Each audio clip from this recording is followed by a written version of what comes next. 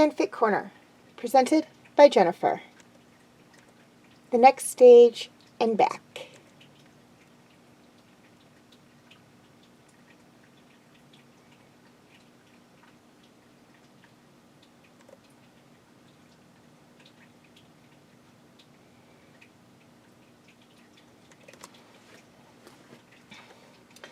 Eight years.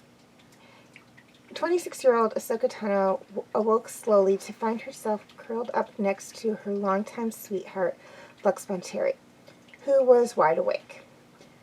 Shirtless, he looked like he had been watching over her as she slept. She looked herself over. She was wearing a dark blue top with spaghetti straps and a little pair of gray shorts that seriously contrasted with her blue and white striped lacquer and manteau. She was so comfortable, and she was so comfortable. It was nice just to be warm and cozy with Lux, and the memories of what they had been doing the night before were sweet to think about, too. "Good morning," she mumbled, but was cut off by a kiss.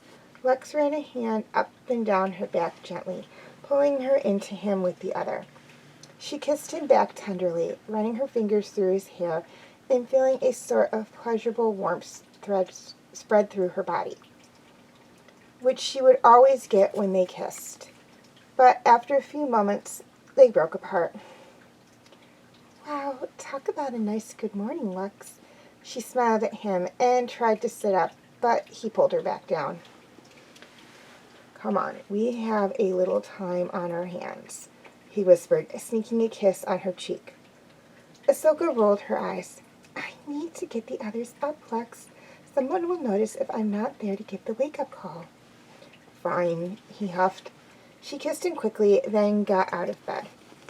"Lux, I need to tell you something." She turned around, putting her usual outfit down on the bed beside him. He mumbled, getting up and standing next to her. "What is it, Ahsoka?" She bit her lip, suddenly uncomfortable. "I mean, it's probably a stage that all women go through at some point, but I want a child, Lux." He reflected on this for a moment, then nodded. "I get it. You're not the only one of us two who wants to start a family." He rubbed her arm softly. "It's just, we've been married for 4 years now, and I think we're ready to be parents. Or at least I am," she said. He kissed her briefly. I am too, Ahsoka. Now, let's get ready." A few days later, Ahsoka walked back to her room from a late capture the flag activity in the woods with the group of the youngest Padawan. Over the last couple of days, their separate duties as lookout operator and Grand Jedi Master had been keeping them apart, and she was eager to see him. Suddenly, she felt a wave of nausea wash over her, and she had to grab onto the nearest wall to stop herself from falling over. Her head was pounding, creating a splitting headache. "What is up with me?" she asked herself aloud, as she stumbled dizzily into her room and fell onto the bed.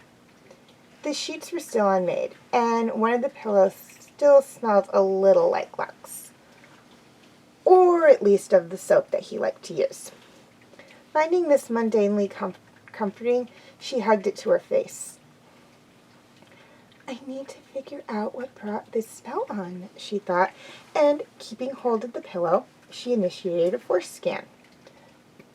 But this one was different than the ones that she usually did, because she was scanning the inside of her body and not the surrounding area. Ahsoka decided to start with her upper body, then go down from there. She didn't have to go far. The first thing she noticed was that her heart was working overtime, and there was another heart beating along with it. She gasped, rasping it out. It can't be," she whispered. There was only one thing she could do now. "Lux," she sent the word towards him using the Force. I need you. Help me." Not even a minute later, Lux was at the door. Some part of Ahsoka's mind marveled at how quickly he had answered her call. For two reasons. Firstly, she didn't know that they could communicate telepathically. That in itself was remarkable, and a rare talent. And secondly, he would have to have the talent too, if he understood exactly what she wanted to tell him. Oh, no, Ahsoka, what happened? He ran over and sat down beside her, rubbing her back. I think I'm going to be sick. She curled up into a ball and trying to willing the Force to make it go away. Eventually, she began to feel it clearing up. She tried to sit up, shaking, but it was just easier to stay lying down. Ahsoka, what was that? Lux's eyes were full of concern. Lux, she said, taking a deep breath. Remember how I told you I wanted a baby a few days ago? Lux went bug-eyed. No, it can't be. She nodded. He had guessed correctly right away. I'm pregnant, Lux. I'm pregnant with our child. Tears, which had been threatening to make an appearance ever since she had done the Force scan, suddenly came streaming down Ahsoka's face. I want so badly to have this baby, Lux, but how are we going to raise it? We can't be parents, not with the lives that we've chosen. I don't know what I'm going to do. He made a move to sit her up and to hold her, but she turned away, shakily managing to stand up. She wasn't ready for comfort. Not yet. After all, Lux was part of the reason she was pregnant and feeling so distraught. How am I going to tell Kayla? She whispered, wrapping her arms around herself. Then she felt the Force entering her mind, soothing her concerns and calming her. Then it chose to present her with a solution. She was quiet for a moment, thinking it over. Ahsoka, what is it? Please, we're married. I need you to be able to talk to me. He pleaded, running a hand through his bang. Lux pleaded, running a hand through his bangs. Something that he always did when he was worried. She knew he tried so hard to be the best husband that he could for her. She turned back towards him. I know what we have to do. Governor Rochetta of the Taruga colony on Karos, he was a friend of mine. When the baby is born, we can ask him to keep him or her for a while. Then Rosta can say that he thinks they're Force sensitive, and I'm sure they will be, coming from Force sensitive parents. And we can send someone to take our child back here. I'll use a shadow hologram of my old self to hide any trace of the pregnancy. And when the baby is old enough to be a Padawan, then Carla should be ready to become a Jedi Knight. We can make this work, Lux. Drying her eyes, she fitted herself into his arms. Lux gave her a gentle squeeze. I know we can. Are we going to tell Windu and Ben and Yoda? I think so. They're not going to like it, but we don't have a choice. We need to have people backing us up. We're going to have this baby, Lux. She kissed him on the mouth. We're going to make it. 9 months later. Oh, it hurts. Pale face and shaking, Ahsoka gripped Lux and Obi-Wan's hand so hard she was certain she was cutting off the blood circulation to their fingers. She had been in labor for nearly a full day now, and even though she had a remarkable tolerance for pain, she was starting to weaken. For the past 2 months, now that she was sure she couldn't keep leading the new Jedi Order, she had gone ahead with the next phase in the plan, pretending to be seriously ill and unable to move. It had fooled everyone, even Master Zayden Kuros, her second in command, and one of her closest friends in the Order, who was taking her place until she was better. Only a select few, including her doctor, Ammi Cheslu, knew about her secret pregnancy. As her current contractions subsided, she took a deep breath, trying to stop gasping for air. Sweat was streaming down her face. I can't keep this up much longer. I can't. She screamed again as another one hit. I won't make it out of this. No, Ahsoka, you have to hang on. Just for a little longer, said Obi-Wan. You can do it. For me. For the baby. Lux put a hand on her cheek. Masters Windu and Yoda, who had been watching from behind the glass of the room she was in, both looked at one another. Ahsoka turned to them. The two Jedi Masters were trying to make her experience more bearable using the Force, but it wasn't working.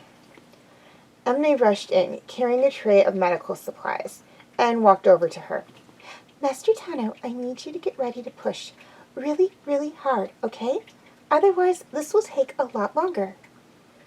She nodded. Tears were beginning to join the sweat accumulating on her face. She vaguely wondered why she still had the vocal power to scream as loudly as she did, even though she had been yelling at the top of her lungs for a full day. Another contraction, worse than any of the others, suddenly forced a shriek out of her already raw throat. She could feel the baby's need to be free, and to get out into the world. This was not going to be easy. Grandmaster, get ready now. 1, she said. Spots began to dance in front of her eyes. 2, Ahsoka tried to fight it away, but the darkness was threatening to overwhelm her. 3, push! One final heave, and it was over. It's a girl, Lux yelled. Then black. Nothing but kind, merciful black. A few minutes later, Ahsoka opened her eyes. Again. Lux, she whispered almost inaudibly. Her voice was finally starting to go from all that screaming. You did it, Ahsoka. You did it. The smile on his face could have powered the whole of Coruscant for a year. I need to see my daughter, she said, coughing due to her sore throat. Obi-Wan and Lux helped her sit up, and Emne placed a crying, squirming bundle in her arms. She breathed a sigh of relief. The baby was perfectly healthy, but it didn't look like anything like what she had expected. She had Taruga markings on her face, and her skin was a tone in between Lux's light skin and Ahsoka's more tan-colored. There were tiny wisps of hair on her head, and hints of mantra at the top of her skull. But what was strange about her was that, although her hair was brown like her father's at the roots, the strands got thicker at the ends. It was almost like they would turn into Laku at the bottom when she got older. But Ahsoka wouldn't think about that now. She refused to. You're beautiful, she said, kissing the top of the baby's head. The little girl stopped crying as her mother stopped crying. Lux leaned over towards her. What are we going to call her? I like Asia. It suits her. The records that the Jedi archives had on my ancestry told me it was my mother's name. It's perfect. We're a family now, and families always have to stick together. No matter what we have to do, no matter how long it takes, no matter what we have to do, Asia's will be ours someday. I just know it.